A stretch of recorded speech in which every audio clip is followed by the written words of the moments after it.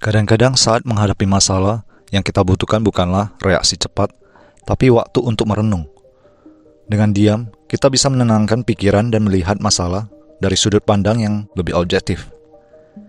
Ini membantu kita untuk tidak terburu-buru membuat keputusan yang mungkin emosional.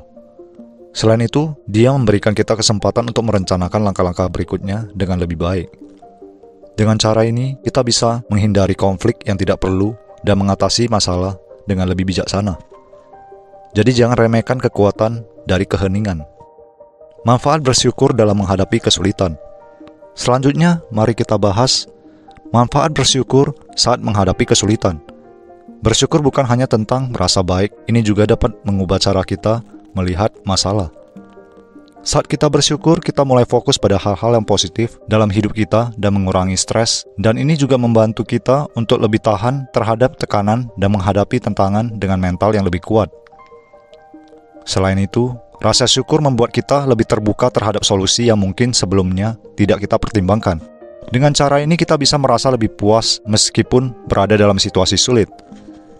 Jadi cobalah untuk selalu menemukan hal-hal yang bisa disyukuri, meskipun dalam kesulitan. Kombinasi antara diam dan bersyukur dalam menyelesaikan masalah. Ketika kita menghadapi masalah, memadukan kedua sikap ini bisa sangat efektif. Dia memungkinkan kita untuk merenung dan mengontrol emosi, sedangkan bersyukur membantu kita melihat masalah dari perspektif yang lebih positif. Dengan menggabungkan kedua sikap ini, kita bisa membuat keputusan yang lebih baik dan merespons masalah dengan lebih tenang. Misalnya ketika menghadapi masalah di tempat kerja, menghindari reaksi impulsif dan mengambil waktu untuk bersyukur atas kesempatan yang ada bisa mengarah pada solusi yang lebih kreatif. Ini juga membantu kita untuk tetap berfokus pada tujuan dan tidak terjebak dalam perasaan negatif. Gunakan kombinasi ini untuk menghadapi tantangan dengan lebih baik. Dampak positif pada kesehatan mental dan emosional. Dampak positif dari diam dan bersyukur juga sangat signifikan pada kesehatan mental dan emosional. Dengan melatih kedua sikap ini, kita bisa mengurangi kecemasan dan stres. Dia memberi kita waktu untuk refleksi dan mengelola emosi, sementara bersyukur membantu kita merasa lebih bahagia dan puas. Ini juga bisa meningkatkan kualitas tidur dan energi sehari-hari kita. Sikap positif yang dihasilkan dari rasa syukur membantu kita membangun ketahanan mental. Dengan kesehatan mental yang lebih baik, kita bisa lebih siap menghadapi berbagai tantangan hidup. Jangan anggap remeh dampak positif dari kebiasaan ini terhadap kehidupan kamu.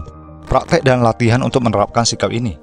Mulailah dengan meluangkan waktu beberapa menit setiap hari untuk merenung dan mengontrol nafas kamu.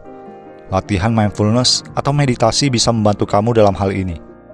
Untuk rasa syukur, cobalah membuat jurnal syukur di mana kamu mencatat hal-hal yang kamu syukuri setiap hari.